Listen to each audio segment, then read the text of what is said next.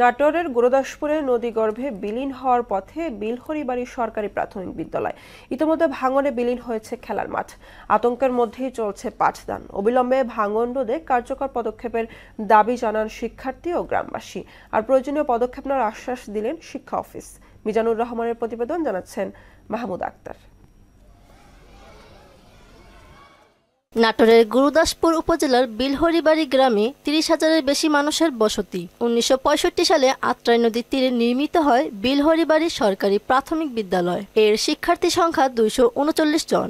সামনে ছিল খেলার মাঠ, নদীর পেটে গ্রাস হয়েছে তা। পূর্বে ভাঙন রোধে দায়সারা কাজ করে পানি উন্নয়ন বোর্ড হাতিয়ে নেয় লাখ লাখ টাকা। মাঠ ফিরে পেতে আকুতি জানায় কোমলমতি শিক্ষার্থীরা। উপর মহলের নির্দেশ থাকায় এ নিয়ে কথা বলতে রাজি নয় শিক্ষকরা। তবে গ্রামবাসী বলেন শিশুরা দুর্ঘটনার শিকার হতে পারে।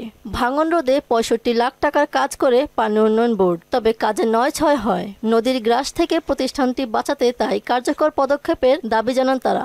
উন্নয়ন বোর্ডের কাজ আসছিল ৬৫ লাখ টাকার কাজ, ৬৫ লাখ টাকার কাজ করতে এসে ১৫ লক্ষ টাকার কাজও করেনি। প্রতি বছর ভাঙনের কবলে পড়ে যাচ্ছে, এতে আমাদের স্কুলের অনেক ক্ষতি সাধন হচ্ছে। নদী ভাঙনের কারণে আমাদের মাঠটা ভেঙে গেছে।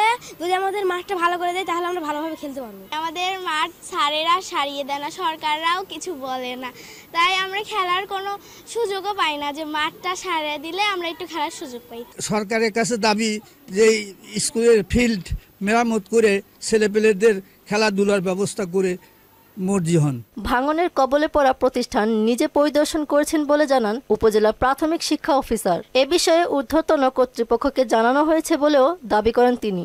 বিলহরিবাড়ি সরকারি প্রাথমিক বিদ্যালয় পরিদর্শন করেছি।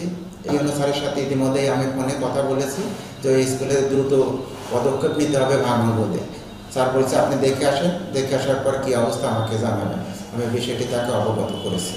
ভাঙনে নদীর পাড়ে এসে ঠেকেছে বিদ্যালয়, তাই অবিলম্বে প্রতিষ্ঠান রক্ষায় উদ্যোগ নেওয়ার দাবি জানান শিক্ষার্থী ও গ্রামবাসী। মাহমুদ আক্তার, মোহনা সংবাদ।